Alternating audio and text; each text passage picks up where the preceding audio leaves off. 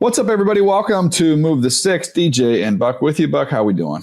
Man, we're good. The weekend is upon us. We got some good games, so I'm excited to talk about it. You got a playoff game this week?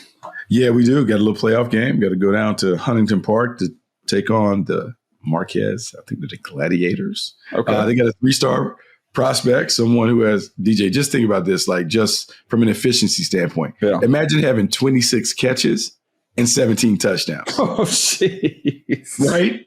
That's what we do. Make it count. You got to make it count, man. Really, really, really good player. He's a good player. That's great. Yeah, my sons, they've got their playoff game. They play Brawley from out in the desert. They're coming out always tough kids. Those kids out in the desert are tough, man. Oh, at least you don't have to. Hot out there. It just Yeah, at least you don't have to go out there. That's a ride. Yeah, I'm glad we don't have to do that. But anyways, high school football playoffs all over the country, which is a fun time of year. We're going to get to previewing some of these games. I would encourage folks, if they haven't done it, go back and listen to the episode we just did with Luke Kuechly. I think really the last two guests that we've had between Kuechly and Andrew Luck, they're not long listens, under 30 minutes. Get you a little jog in if you'd like. But I was thinking about it, Buck, just with those two guys, that might be the smartest offensive player I've ever scouted. Yeah. And that might be the smartest defensive player I've ever scouted. And I don't even know if I might have. I think I would say, I would confirm those are the two smartest players I've ever evaluated. And we just had them on back-to-back episodes and back-to-back weeks, I should say. Yeah, so interesting to hear both of their perspectives, right?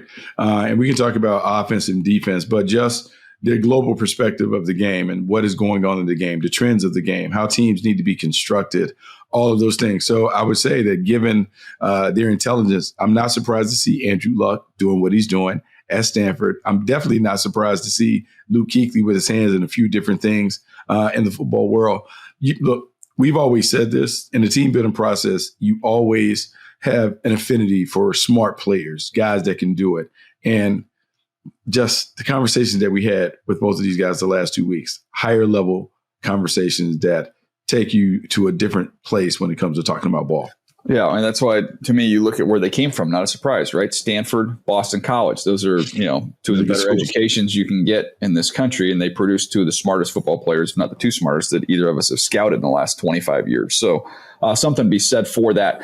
There was a name that I wanted to mention to you about a college football opportunity that's come up as of late. That's Pat Fitzgerald, who was coach at Northwestern. He's, like stuff went on there. It looks like that's all been, accounted for, and he's going to get another opportunity to be a coach. My question is, it's only been a couple years, but the landscape has changed dramatically. Do you still feel like that's a good hire and a good fit? Because to me, the Stanford job just jumps out at me as like that would be a pretty good fit there. Man, that's a great fit for him. And I would say that a job that is asking the coach to do the most with the least should be knocking on his door, because having to deal with the challenges that he had at Northwestern, high academic standards, small recruiting pools, all of those things, I want someone who understands that and embraces the challenge, doesn't use it as an excuse. Pat Fitzgerald has shown that he can win in those environments. And when we talk about a school like Stanford or some of the other heavy academic schools where they're recruiting from the same pond, a very small pond at that, I need someone who embraces that and understands, hey, it's a slow build up to get to those 10-win teams. And then we may fall back, but then I have to build it up. You have to have someone that is really committed to the program and understands the cyclical nature of being really good at a school like that. No doubt. Other thing on the coaching side of things, my Padres hired a former player who didn't have any managerial experience, but has played with some of the guys that are currently on the team. He was on the team, I think, in 22. And it got me thinking. We see these football coaches, and we've got former players that are coaching. Obviously, I do the Charger games. Jim Harbaugh played in the NFL for a long time, but then went along the coaching path to get where he is. We've seen other guys take different routes as former players that maybe have just stayed in the NFL, haven't gone down to college. But do you think that we could see it where a player could step off the field and within a few years of stepping off the field could be a functional NFL head coach? I think it's really hard, DJ. And I just say it just coming from the perspective of just the transition, even in making like coaching high school ball and being able to organize yourself, lead a group, lead a team, structure practices and days and a calendar year. There's a lot that goes to it. Now, if someone was going to take it on, man, they have to have a supporting cast that is terrific, like former head coach that is there to help him negotiate through some of those things, experienced position coaches, because you can't have too much inexperience while leading a group of your peers. I think it'd be really difficult. I would love to say, the former player in me would love to say, yes, they can go do it. I think it's hard because I think it's a learned thing.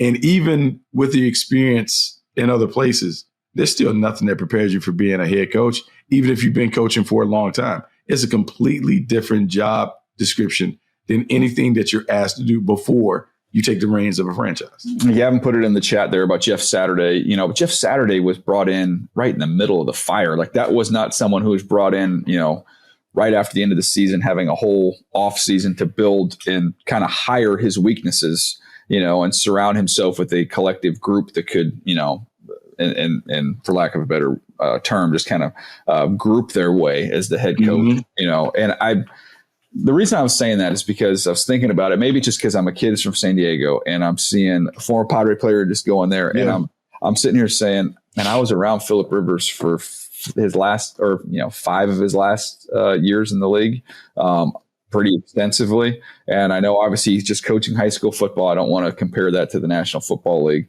but a guy that's that smart, they would have that much respect inside an organization if he were to get a job somewhere.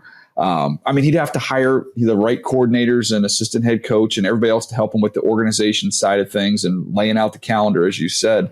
But man, I don't think I could sit here and say, if Phillip Rivers didn't have a chance. I think he would. No, I think a lot of it depends on how he approaches it and who he can bring with him. Self-awareness is critical if you're embarking on that journey as a head coach, particularly if you're a year or two right off the field. So you have to have enough awareness to know, what are my strengths? What are my weaknesses?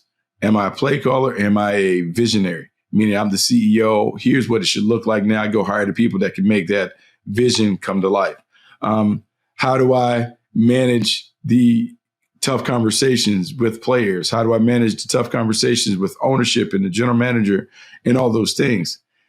It can be done, but it's really difficult. But it's no more difficult than anybody else who has to step into those things. All of these jobs are really, really hard. And it takes a village to be able to help the head coach become the best version of himself in the job. I think about Kellen Moore, have an unbelievable college career, winning his quarterback in college football history, I believe, at the time when he came into the league. And so then he goes and he has a career and obviously doesn't play much, but he's, around Detroit, around Dallas. Yeah. And he comes right off of the field and then he goes into the quarterback coach role. Yeah. And then he's a coordinator for a few years and then he's a head coach. My thing is, okay, well, that's a longer period of time he had coaching in the NFL than someone like Phillip Rivers. But Phillip Rivers played for so much longer than Kellen did. So he got all that experience with different coaches and different schemes and all that. And it's NFL experience. So Kellen last played in 2017. He got hired as the head coach this year. So, that's not that long of a runway. Okay, so let's use basketball as an example because basketball is more likely to follow that route. And let's think about the Lakers and J.J. Redick. J.J. Redick he hadn't had the sneakers hung up long before the Lakers call and put him right in the mix, and he's able to do it. And I think the one thing that J.J. Redick has done, if you look at his staff, he has either 2 or 3 former NBA head coaches on the staff. So what they are able to do are be the sounding board. Hey, here's what you need to think about. Hey, what do because you need, I would say that group of elders to help you. And then he has the vision for how he needs this team to play. He understands what it's like. He can handle the communication and those things. I think it must require a patient owner, an owner that is going to help nurture the head coach along the way. All of those things where everyone is on board. And then really an experienced general manager. You just can't have too much inexperience at these big decision-making roles. So if you have a inexperienced former player transitioning to a head coach, to me, I would want a very experienced personnel man to make sure that we're really solid in that. And then in hiring the other stuff, it's the same deal. Yeah, I'm just kind of going through some of these other teams here, real quick. And I'm thinking of guys like Kevin O'Connell, Oh, yeah. You think we talked about Kellen. You think about D'Amico Ryans on the other side of the ball. He's done a great job. I mean, obviously they had time. They went into, being coordinators. And Josh McCown, remember everybody flipped out when Josh McCown was up for the head coaching job? I remember if it was Houston. Yeah, it was Houston. Yeah, that was a conversation. Because he had been coaching high school, but then now he's been in the NFL for a few years as a quarterback coach. He's going to get an opportunity before too long to do it as well. It just seems like, I don't know, like what's the difference? Is it, how would you value 3 years as a coordinator? Let's say you played for 7 years and you got 3 years as a coordinator. Mm-hmm. So that's 10 years of experience, 3 of which are as a coordinator, or a guy who played quarterback in the NFL for 17 years. Like, I know you might not have coordinated, but Jiminy Christmas, you've seen every offense and understood all that. Oh, yeah, because I really don't think coordinating should be a prerequisite to being a head coach, because I think the jobs are completely different. I think about Dan Campbell, and I think about what Dan Campbell was able to do. Like, very quickly, he hadn't been off the field long when he was the interim head coach in Miami, and then he goes and he's with the Saints for a little bit before he gets his chance with the Saints. I think there are different paths to be able to be a head coach and an effective head coach. I think what you're betting on the person, the character of the person, that they'll figure it out. They'll find a way to figure it out. They'll put themselves in an environment to be able to do it. And so I think it's the person more than anything that they've done on the field.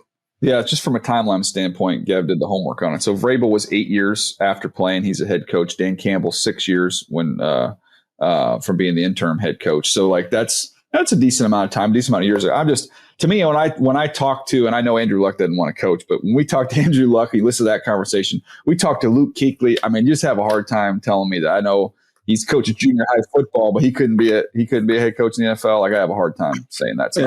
And some people would say, like, because I sit there on the sideline, and a whole lot of difference. You're managing personalities, whether it's high school, whether it's pros, it's all the same. They're a little older, they have money in their pocket, but the same conversations and communication and instruction that you have to provide don't change much from Friday to Sunday. And a great coach is a great coach at any level. Yeah, I just want to have that conversation. I think it's fascinating, when you just look at experience, and experience is important. Ideally, you have it, but I think it's comparing what your different experiences are and what you value there. And some of these guys put a long time in this league are smart guys. I think if they wanted to, be really good coaches. All right, Buck, let's jump in here. First one's going to be in Berlin, Germany. Falcons, Colts. Was that a hiccup for the Colts, or is that an alarm for them?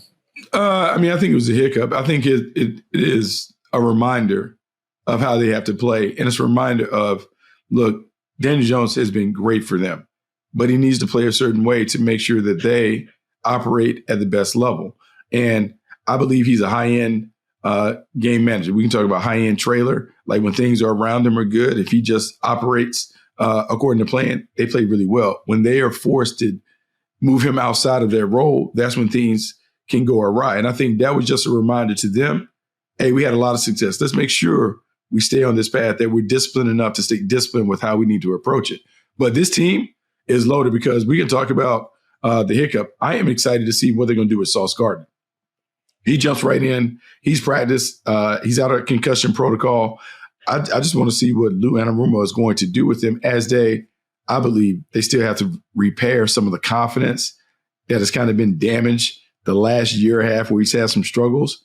But man, I just remember how good he was, and a two-time All-Pro player. You love having those guys on the island.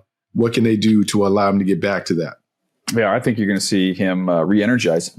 I think people don't understand, when you've just been losing and losing and losing, that takes a toll, man. It takes it out of you. You went from the freaking outhouse to the penthouse. Now you're right in the middle of a playoff chase here. I think you'll see the best out of him against a good Falcons offense. Talk about Jekyll and Hyde. Don't know what we're going to get there out of them. To me, my favorite game of the weekend, these next two are my two favorites. Ravens, Vikings. As the Ravens revitalization tour heads to Minnesota, where the Vikings are 4-4, Ravens are 3-5. But JJ McCarthy, look, it wasn't spectacular, but more than solid, more than enough. Yeah, more than solid, more than enough. And my thing with JJ McCarthy is, you can't really quantify what he brings to the table, because as much as we want to boil down the quarterback position to the physical tools, the arm, the athleticism, accuracy, and all those other things, there's a dude factor that you have to have. And to me, I just get a sense that he has that dude factor that makes people believe in him and makes players want to follow his lead. And when I look at the glare, the steely-eyed glare that he displays sometimes when it's go time, I just believe he has it. But if you're the Baltimore Ravens, this is exactly what you want. Man, another win puts them right back in the mix. The Pittsburgh Steelers didn't run away from the division when they had an opportunity. I'm looking at the Ravens licking their chops saying, man, we get this. We're right where we need to be, even though it didn't start the way that we wanted it, the way that it should have started for us. Yeah, when you talk about, the Colts a minute ago and seeing Sauce Gardner, I'm excited to see Draymond Jones. Saw him last week. He was great for the Tennessee Titans. They need some more pass rush. They hope he can bring it. But this is a team you're going to see the defense starting to come around. They've added some key pieces, gotten some guys back healthy. They don't need to be, the Baltimore Ravens of old. They just need to get back to, being at least a top 12-ish type unit there and playing at a little more consistent level. So we'll see what that looks like. That was the first one of my favorite games. The second one is this next one, the 7-2 Patriots at the 6-2 Bucks. This is is this real game for the Patriots? You go down there and beat the Bucks, you got everybody's attention. Man, these are two really good teams. I love how the Buccaneers play. I love how Baker Mayfield and this offense is able to get down. They've been able to do it with or without their top guys in the lineup, which speaks volumes to his ability and the adaptability of the coaching staff to find a way to get it done. But the Patriots are masters of ugly ball. It doesn't matter what it looks like. They just find a way to have more points than their opponent at the end of each game. And everyone has been singing the praises of Drake May, and rightfully so, because the second-year player is playing his tail off. Efficient, effective. He and Josh McDaniels have found that connection. I just think the job that Mike Vrabel has done with the entire team, the way that they've embraced complementary ball, offense, defense, special teams working together, to me, they're hard out. Whether they're on the road or at home, they can find a way to get dubs. The most impressive thing to me about Drake is he has not been sped up. Doesn't matter, what you see defensively. He's been able to play with with tremendous poise. Hasn't got frazzled. Now this defense, that's what they major in. They're going to try and heat you up and speed you up. So can he still maintain that poise and calm and deliver dimes like he's done all year long? That's my absolute favorite game of this weekend. A couple more big, huge game in the NFC West. The Niners have held it together at 6-3. They bring in the Rams at 6-2. That's a great rivalry game. This is kind of a little bit of a separation weekend in the NFC this week. Yeah, it is, because that rivalry that you speak on right there, the Niners and the Rams, bitter rivalry. These teams are mirrors. Like, you see your own reflection when you're playing the other team. They're bullies on the block. They pride themselves in the physicality and toughness. For me, I want to see how the Rams get down, because the one thing that we know about the Niners, they've been beat up. They don't have all their people. This should be one where, if the Rams are what we think they are, this should be their opportunity to separate and move away from the Niners with a very, very strong performance in a bitter rivalry game. And I want to see their D-line against that Rams O-line. And that, to me, is going to decide this football game. It's going to be a physical game. Cannot wait for that. I'm going to be there Sunday night. Chargers, Steelers. Steelers 5-3, Chargers 6-3. Chargers, man, you got two Pro Bowl tackles gone for the season. Just brutal. They make the trade for Penning. We'll see if he can get in the lineup and where they'll slot him in. It sounds like they've been working him at both guard and tackle. So they've had some other injuries along that offensive line, so they got to configure it how they can. But this is this is going to be decided simply, Buck. The Steelers pass rush can get home in a hurry.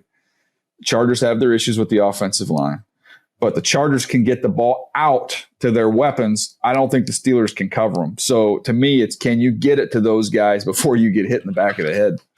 Yeah, I mean, I think that's the thing. And as the Steelers are transitioning from all the man-to-man back to more zone with Jalen Ramsey back deep and some of these other things, there can be some opportunities for the Chargers to make some plays on catch-and-run concepts, and it comes down to tackling in space.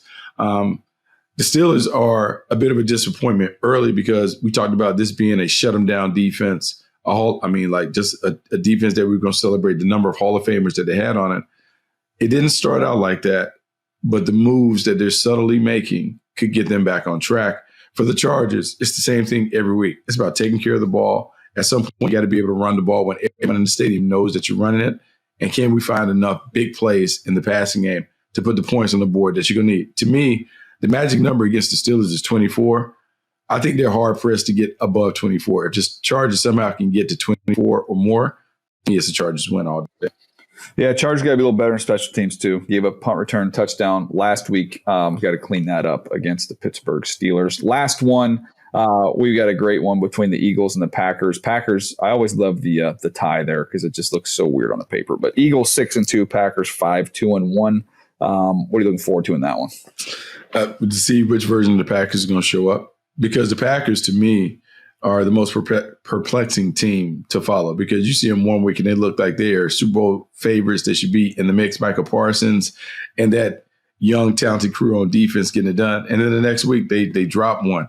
So I'm just curious to see which one shows up. This is a huge game. A lot of implications, a lot of those things. And if you're the Eagles and our friend of the show, Howie Roseman, who does a great job of always checking on every trade that is possibly available, man, this is an upgraded roster getting ready for a run. And you can feel when the Eagles are gearing up, because offensively, they narrow the focus. They keep the main thing, and they just find ways to get wins. This is a tough game for the Green Bay Packers. Jalen Phillips, excited to see what he looks like in that Eagle defense. By the way, just as an experiment, which I knew was going to happen, I called Howie on Cut Down Day because I was like, I know he won't answer, but I just want to confirm. He didn't send me to voicemail though. He just let it. He was kind. He just let it run its course and just send me right to voicemail. But yeah, I mean, he had stuff that he was working on. He was trying to bring on another big trade. It's his time.